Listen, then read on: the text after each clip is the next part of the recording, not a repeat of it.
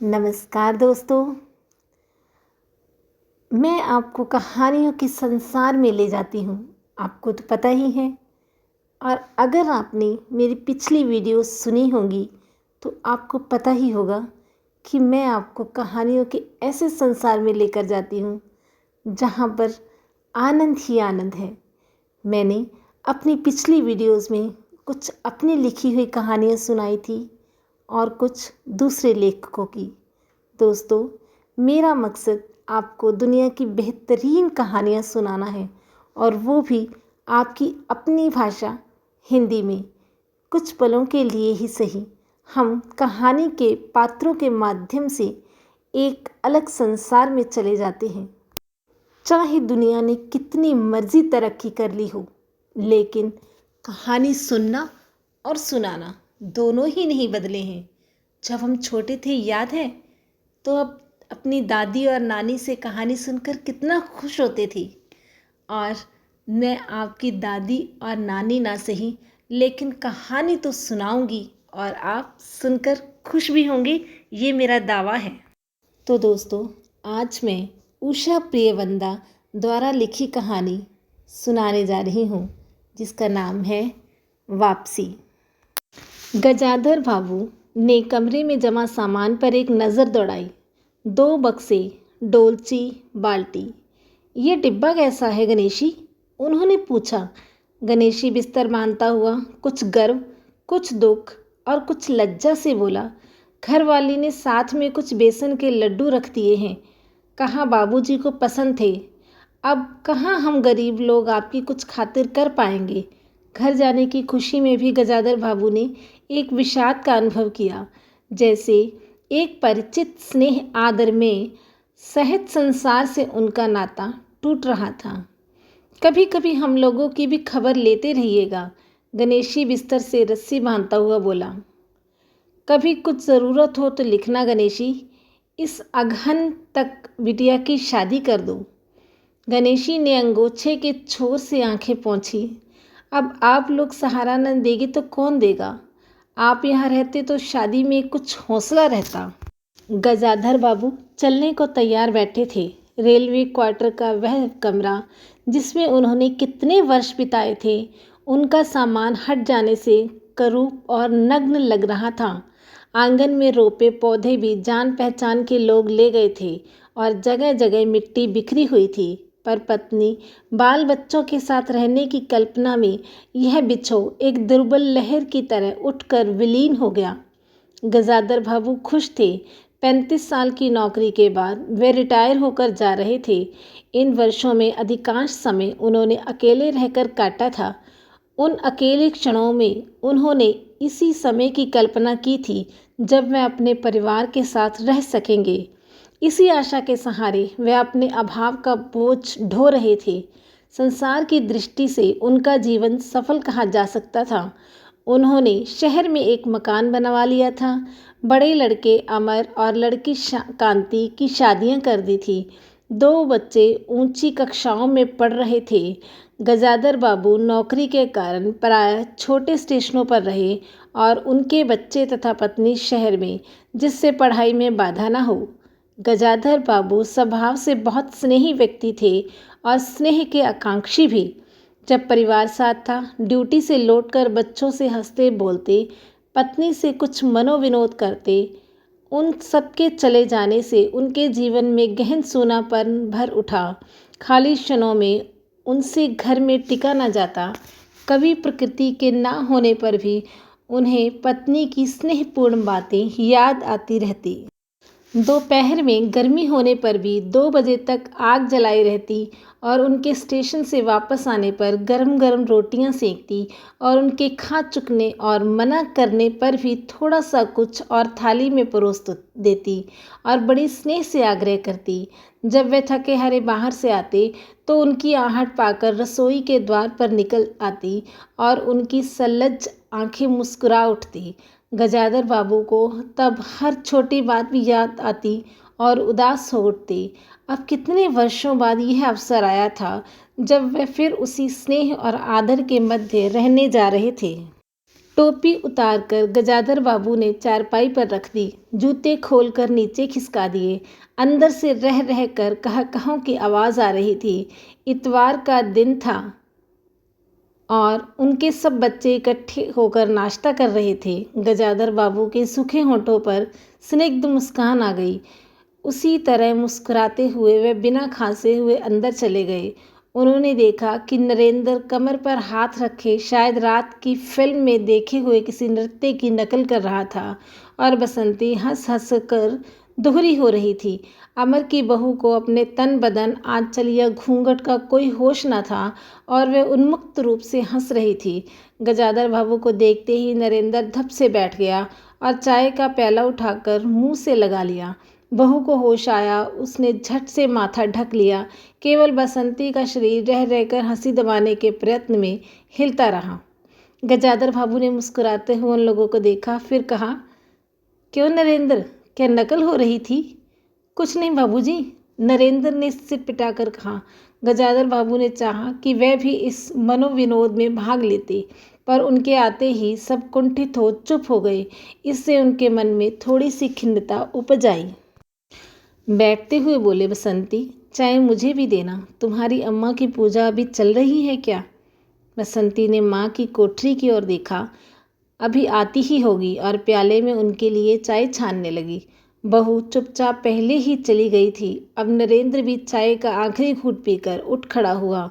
केवल बसंती पिता के लिहाज में चौके में बैठी माँ की राह देखने लगी। गजाधर बाबू ने एक घूंट चाय पी, फिर कहा, बेटी, चाय तो फीकी है, लाइए चीनी और डाल दूँ। बसंती बोली, रहने दो, तुम्हारी अम्मा जब आएगी तब पी लूँगा। थोड़ी देर में उनकी पत्नी हाथ में अर्धे का लोटा लिए निकली और अशुद्ध स्तुति करते हुए तुलसी में डाल दिया। उन्हें देखते ही बसंती भी उठ गई। पत्नी ने आकर गजाधर बाबू को देखा और कहा, अरे आप अकेले बैठे हैं, ये सब कहाँ गए? गजाधर बाबू ने मन में फाँक सी कसक उठी। अपने अपने कामों में लग गए, आखिर बच्चे ही हैं। पत्नी आकर चौके में बैठ गई। उन्होंने नाक बोह चढ़ाकर चारों ओर जूठे बर्तनों को देखा, फिर कहा, सारे जूठे बर्तन पड़े हैं, इस घर में धर्म कर्म कुछ नहीं, पूजा करके सीधे चौके में घुसो। फिर उन्होंने नौकर को पुकारा। जब उत्तर न मिला तो एक बार और उच्च स्वर में पुकारा। फिर पति की ओर देखकर बोली, बहू ने भेजा होगा बाजार, और एक लंबी सांस लेकर चुप हो गई। गजाधर बाबू बैठकर चाय और नाश्ते का इंतज़ार करते रहे। उन्हें अचानक ही गणेशी की याद आ गई। रोज़ सुबह पैसेंजर आने से पहले यह गरम गरम पूरियाँ और जलेबियाँ और चाय लाकर रख देता था। चाय भी कितनी बढ़िया, कांच के गिलास में ऊपर तक भरी लबालब, पूरे 2.5 चम्मच चीनी और गाढ़ी मलाई। पैसेंजर भले ही रानीपुर लेट पहुँचे, गणेशी ने चाय पहुँचाने में कभी देर नहीं की। क्या मजाल कि कभी उससे कुछ कहना पड़े। पत्नी का शिकायत भरा स्वर सुन उनके विचारों में व्याघात पहुंचा। वह कह रही थी, सारा दिन इसी खिचखिच में निकल जाता है। इस गृहस्थी का धंधा पीटते पीटते उम्र बीत गई, कोई ज़रा हाथ भी नहीं बटाता। बहू क्या किया करती है? गजाधर बाबू ने पूछा। पड़ी रहती है, बसंती को तो कहेंगी कि कॉलेज जाना होता है। गजाधर बाबू ने जोश में आकर बसंती को आवाज़ दी। बसंती भाभी के कमरे से निकली तो गजाधर बाबू ने कहा, बसंती, आज से शाम का खाना बनाने की जिम्मेदारी तुम पर है। सुबह का भोजन तुम्हारी भाभी बनाएगी। बसंती मुंह लटकाकर बोली, बाबूजी, पढ़ना भी तो होता है। गजाधर बाबू ने प्यार से समझाया, तुम सुबह पढ़ लिया करो, तुम्हारी माँ बूढ़ी हुई, अब वह शक्ति नहीं बची है। तुम हो, तुम्हारी भाभी हैं, दोनों को मिलकर काम में हाथ बटाना चाहिए। बसंती चुप रह गई। उसके जाने के बाद उसकी माँ ने धीरे से कहा, पढ़ने का तो बहाना है, कभी जी ही नहीं लगता। लगे कैसे? शीला से फुर्सत नहीं, बड़े बड़े लड़के हैं उस घर में, हर वक्त वहाँ घुसा रहना मुझे नहीं सुहाता। मना करूँ तो सुनती नहीं। घर में गजाधर बाबू के रहने के लिए कोई स्थान न बचा था। जैसे किसी मेहमान के लिए कुछ अस्थायी प्रबंध कर दिया जाता है, उसी प्रकार बैठक में कुर्सियों को दीवार से सटाकर बीच में गजाधर बाबू के लिए पतली सी चारपाई डाल दी गई थी। गजाधर बाबू उस कमरे में पड़े पड़े कभी अनायास ही इस अस्थायित्व का अनुभव करने लगते। उन्हें याद आती उन रेलगाड़ियों की जो आती और थोड़ी देर रुक कर किसी और लक्ष्य की ओर चली जाती। घर छोटा होने के कारण बैठक में ही अब वह प्रबंध किया गया था। उनकी पत्नी के पास अंदर एक छोटा कमरा अवश्य था और वह एक और अचारों के मर्तबान, दाल चावल के कनस्तर और घी के डिब्बों से घिरा था। दूसरी ओर पुरानी रजाइयाँ दरियों में लिपटी और रस्सियों से बंधी रखी थी। उनके पास एक बड़े से टीन के बक्स में घर भर के गर्म कपड़े थे। बीच में एक अलगनी बंधी हुई थी जिस पर प्रायः बसंती के कपड़े लापरवाही से पड़े रहते थे। वह अक्सर उस कमरे में नहीं जाते थे। घर का दूसरा कमरा अमर और उसकी बहू के पास था। तीसरा कमरा जो सामने की ओर था बैठक था। गजादर बाबू के आने से पहले उसमें अमर के ससुराल से आया बैंत का 3 कुर्सियों का सेट पड़ा था। कुर्सियों पर नीली गद्दियाँ और बहू के हाथों के कढ़े कुशन थे। जब कभी उनकी पत्नी को कोई लंबी शिकायत करनी होती तो अपनी चटाई बैठक में डाल पड़ जाती थी और वह एक दिन चटाई लेकर आ गई तो गजादर बाबू ने घर गृहस्थी की बातें छेड़ी और वे घर का रवैया देख रहे थे। बहुत हल्के से उन्होंने कहा, अभी हाथ में पैसा कम रहेगा, कुछ खर्चा कम करना चाहिए। सभी खर्च तो वाजिब हैं, न मन का पहना न ओढ़ा। गजादर बाबू ने आहत विस्मित दृष्टि से पत्नी को देखा। उनमें अपनी हैसियत छिपी न थी।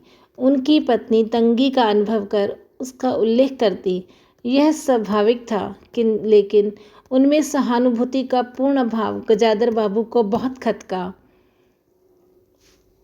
तुम्हें किस बात की कमी है? अमर की माँ, घर में बहू है, लड़के बच्चे हैं, सिर्फ रुपए से ही आदमी अमीर नहीं होता, गजादर बाबू ने कहा और कहने के साथ ही अनुभव किया। यह उनकी आंतरिक अभिव्यक्ति थी, ऐसी कि उनकी पत्नी नहीं समझ सकती थी। हाँ, बड़ा सुख है ना बहू से। आज रसोई करने गई हैं, देखो क्या होता है, कहकर पत्नी ने आंखें मूंदी और सो गई। गजादर बाबू बैठे हुए पत्नी को देखते रह गए। यही थी क्या उनकी पत्नी, जिसके हाथों के कोमल स्पर्श, जिसकी मुस्कान की याद में उन्होंने संपूर्ण जीवन काट दिया था। उन्हें लगा कि वह लावण्यमयी युवती जीवन की राह में कहीं खो गई और उसकी जगह आज जो स्त्री है वह उनके मन और प्राणों के लिए नितांत अपरिचिता है।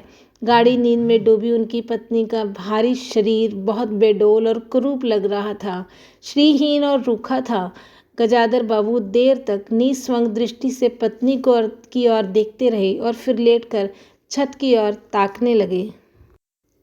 अंदर कुछ गिरा और उनकी पत्नी हड़बड़ाकर उठ बैठी। लो, बिल्ली ने कुछ गिरा दिया शायद, और कहकर अंदर भागी। थोड़ी देर में लौट कर आई तो उनका मुंह फूला हुआ था। देखा बहू को, चौका खुला छोड़ आई। बिल्ली ने दाल की पतीली गिरा दी। सभी खाने को है, अब क्या सिखाऊंगी। यह सांस लेने में रुकी और बोली, एक तरकारी और 4 परांठे बनाने में सारा डिब्बा घी उड़ेल कर रख दिया। ज़रा सा दर्द नहीं है, कमाने वाला हाथ तोड़े और यहाँ चीज़ें लूटे। मुझे तो मालूम था कि यह सब काम किसी के बस का नहीं है। बाबू को लगा कि पत्नी कुछ और बोलेगी तो उनके कान झनझना उठेंगे। ओंठ बीच करवट लेकर उन्होंने पत्नी की ओर पीठ कर ली। रात का भोजन बसंती ने जानबूझकर ऐसा बनाया था कि कोर तक निगला ना जा सके। गजादर बाबू चुपचाप खाकर उठ गए और पर नरेंद्र थाली सरकाकर उठकर खड़ा हुआ और बोला, मैं ऐसा खाना नहीं खा सकता। बसंती तुनक कर बोली, तो ना खाओ, कौन तुम्हारी खुशामद कर रहा है? तुमसे खाना बनाने को किसने कहा था? नरेंद्र चिल्लाया। बाबूजी ने। बाबूजी को बैठे बुठे ये क्या सूझता है? बसंती को उठाकर माँ ने नरेंद्र को मनाया और अपने हाथ से कुछ बनाकर खिलाया। गजादर बाबू ने बाद में पत्नी से कहा, इतनी बड़ी लड़की हो गई और उसे खाना बनाने तक का सुहर नहीं आता। अरे आता सब कुछ है, करना नहीं चाहती, पत्नी ने उत्तर दिया। अगली शाम माँ को रसोई में देख कपड़े बदलकर बसंती बाहर आई तो बैठक में गजादर बाबू ने टोक दिया, कहाँ जा रही हो? पड़ोस में शीला के घर। बसंती ने कहा, कोई ज़रूरत नहीं है, अंदर जाकर पढ़ो। गजादर बाबू ने कड़े स्वर में कहा। कुछ देर अनिश्चित खड़े रहकर बसंती अंदर लौट गई। गजादर बाबू शाम को रोज़ टहलने जाते थे। लौट कर आए तो पत्नी ने कहा, क्या कह दिया बसंती से? शाम से मुंह लपेटे पड़ी है, खाना भी नहीं खाया। गजादर बाबू खिन्न हो आए। पत्नी की बात का उन्होंने उत्तर नहीं दिया। उन्होंने मन में निश्चय किया कि बसंती की शादी जल्दी ही कर देनी है। उस दिन के बाद बसंती पिता से बची बची रहने लगी। जाना हो तो पिछवाड़े से जाती। गजाधर बाबू ने दो एक बार पत्नी से पूछा तो उत्तर मिला, रूठी हुई है। गजाधर बाबू को और रोष हुआ। लड़की के इतने मिजाज, जाने को रोक दिए तो पिता से बोलेगी नहीं। फिर उनकी पत्नी ने ही सूचना दी कि अमर अलग होने की सोच रहा है। क्यों? गजाधर बाबू ने चकित हो पूछा। पत्नी ने साफ साफ उत्तर नहीं दिया। अमर और उसकी बहू की शिकायतें बहुत थी। उनका कहना था कि गजाधर बाबू हमेशा बैठक में ही पड़े रहते हैं, कोई आने जाने वाला हो तो कहीं बिठाने की जगह नहीं। अमर को वे छोटा सा समझते थे और मौके बेमौके टोक देते थे। बहू को काम करना पड़ता था और जब सास जब फूहड़पन पर ताने देती थी। हमारे आने से पहले भी कभी ऐसी बात हुई थी? गजाधर बाबू ने पूछा। पत्नी ने सिर हिलाकर जताया, नहीं, पहले अमर घर का मालिक बना रहता था। बहू को कोई रोक टोक न थी। अमर के दोस्तों का प्राय यही अड्डा जमा रहता था और अंदर से चाय नाश्ता बनकर तैयार हो जाता था। बसंती को भी वह अच्छा लगता था। गजाधर बाबू ने बहुत धीरे से कहा, अमर से कहो जल्दबाजी की कोई ज़रूरत नहीं है। अगले दिन सुबह घूम कर लौटे तो उन्होंने पाया कि बैठक में उनकी चारपाई नहीं है। अंदर आकर पूछने ही वाले थे कि उनकी दृष्टि रसोई के अंदर बैठी पत्नी पर पड़ी। उन्होंने यह कहने को मुंह खोला कि बहू कहाँ है, पर कुछ याद आ गया और चुप हो गए। पत्नी की कोठरी में झांका तो अचार, रजाइयों और कनस्तरों के मध्य अपनी चारपाई लगी पाई। गजाधर बाबू ने कोट उतारा और कहीं टांगने के लिए दीवार पर नज़र दौड़ाई और उस पर मोड़ कर अलगनी के कुछ कपड़े खिसका कर एक किनारे पर टांग दिया। कुछ खाए बिना ही अपनी चारपाई पर लेट गए। कुछ भी हो, तन आखिर बूढ़ा ही था। सुबह शाम कुछ देर टहलने चले जाते, पर आते आते थक जाते थे। गजाधर बाबू को अपना बड़ा सा खुला हुआ क्वार्टर याद आ गया। निश्चित जीवन, सुबह पैसेंजर आने पर स्टेशन पर की चहल पहल और चिर परिचित चेहरे और पटरी पर रेल की पहियों की खटखट जो उनके लिए मधुर संगीत की तरह था। तूफान और डाकगाड़ी के इंजनों की चिंगाड़ उनकी अकेली रातों की साथी थी। सेठ रामजी मल की मिल के कुछ लोग कभी कभी पास आ बैठते, यह उनका दायरा था, वही उनके साथी। वह जीवन उन्हें खोई विधि सा प्रतीत हुआ। उन्हें लगा कि वे जिंदगी द्वारा ठगे गए हैं। उन्होंने जो कुछ चाहा उसमें से उन्हें एक बूंद भी ना मिली। लेटे हुए वह घर के अंदर से आते विविध स्वरों को सुनते रहे। बहू और सास की छोटी सी झड़प, बाल्टी पर खुले नल की आवाज़, रसोई के बर्तनों की खटपट और उसी में गौरैया का वार्तालाप। और अचानक ही उन्होंने निश्चय कर लिया कि अब घर की किसी बात में दखल न देंगे। यदि गृह स्वामी के लिए पूरे घर में एक चारपाई की जगह यही है तो यहीं पड़े रहेंगे। अगर कहीं और डाल दी गई तो वहाँ चले जाएंगे। यदि बच्चों के जीवन में उनके लिए कोई स्थान नहीं तो अपने ही घर में परदेसी की तरह पड़े रहेंगे। और उस दिन के बाद सचमुच गदाधर बाबू कुछ नहीं बोले। नरेंद्र मांगने आया तो उसे बिना कारण कुछ रुपए दे दिए और बसंती काफ़ी अंधेरा हो जाने पर के बाद भी पड़ोस में रही तो उन्होंने कुछ नहीं कहा। पर उन्हें सबसे बड़ा ये गम था कि उनकी पत्नी भी उनमें कुछ परिवर्तन लक्ष्य नहीं किया। वह मन ही मन कितना भार ढो रही है, इससे वह अनजान बनी रही, बल्कि उन्हें पति के घर के मामलों में हस्तक्षेप ना करने के कारण शांति ही थी। कभी कभी कह भी उठती, ठीक ही हैं, आप बीच में ना पड़ा कीजिए, बच्चे बड़े हो गए हैं, हमारा जो कर्तव्य था कर रहे हैं, पढ़ा रहे हैं, शादी कर देंगे। गजाधर बाबू ने आह दृष्टि से पत्नी को देखा। उन्होंने अनुभव किया कि वह बच्चों के लिए केवल धनोपार्जन के निमित्त मात्र हैं। जिस व्यक्ति के अस्तित्व से पत्नी मांग में सिंदूर डालने के अधिकारी है, समाज में उसकी प्रतिष्ठा है, उसके सामने वह 2 वक्त का भोजन की थाली रख देने से सारे कर्तव्यों से छुट्टी पा जाती है। वे घी और चीनी के डिब्बों में इतना रमी हुई है कि अब यही उनकी संपूर्ण दुनिया बन गई। गजाधर बाबू अब उनके जीवन का केंद्र नहीं हो सकते। उन्हें तो अब बेटी की शादी के लिए भी उत्साह बूझ गया।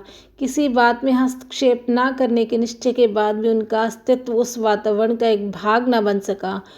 उनकी उपस्थिति उस घर में ऐसी असंगत लगने लगी थी जैसे सजी हुई बैठक में उनकी चारपाई थी।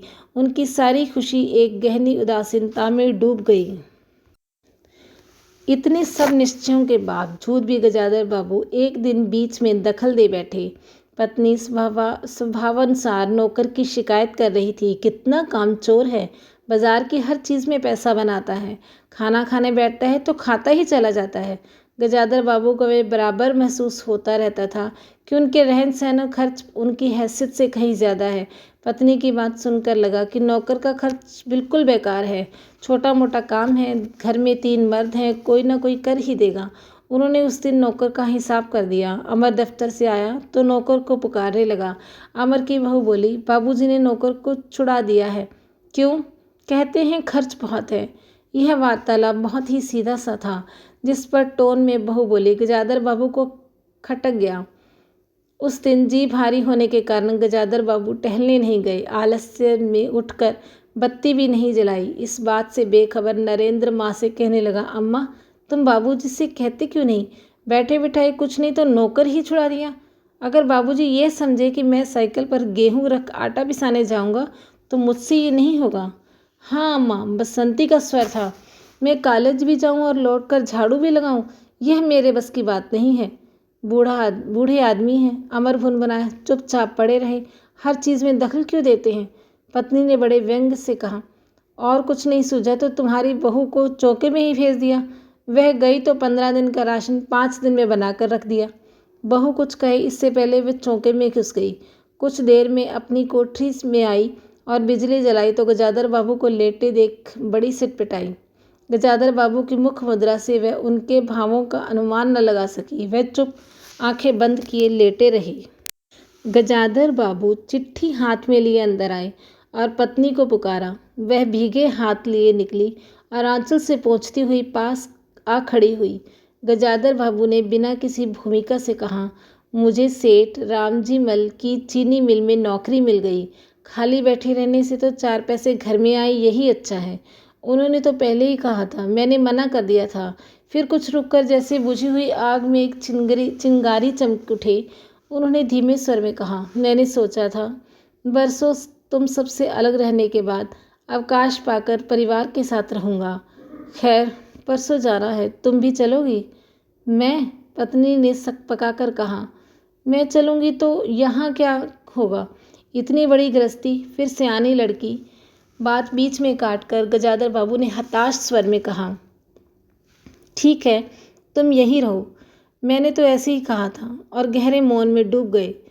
नरेंद्र ने बड़ी तत्परता से बिस्तर बांधा और रिक्शा बुला लाया। गजाधर बाबू का टीन का बक्स और पतला सा बिस्तर उस पर रख दिया गया। नाश्ते के लिए लड्डू और मठरी की डलियां हाथ में लिए गजाधर बाबू रिक्शे में बैठ गए। एक दृष्टि उन्होंने अपने परिवार पर डाली और फिर दूसरी ओर देखने लगे और रिक्शा चल पड़ा। उनके जाने के बाद सब अंदर लौट आए। बहू ने अमर से पूछा, सिनेमा चलेगा क्या? बसंती ने उछलकर कहा, भैया हम भी। गजाधर बाबू की पत्नी सीधे चौके में चली गई। बची हुई मठरियों को कटोरदान में रखकर अपने कमरे में लाई और कनस्तरों के पास रख दिया। फिर बाहर आकर कहा, अरे नरेंद्र, बाबूजी की चारपाई कमरे से निकाल दे, उसमें चलने तक को जगह नहीं है। ये थी कहानी वापसी। और इसमें कोई दो राय नहीं कि कहानी आपको अच्छी लगी या नहीं लगी। मुझे पता है कि ये कहानी उषा प्रेमचंदा की बेहतरीन कहानी है। मेरे चैनल को सब्सक्राइब कीजिए और मेरी कहानी सुनाने को लाइक अवश्य कीजिए, क्योंकि मैं आपको और भी बेहतरीन कहानियाँ सुनाना चाहती हूँ। धन्यवाद।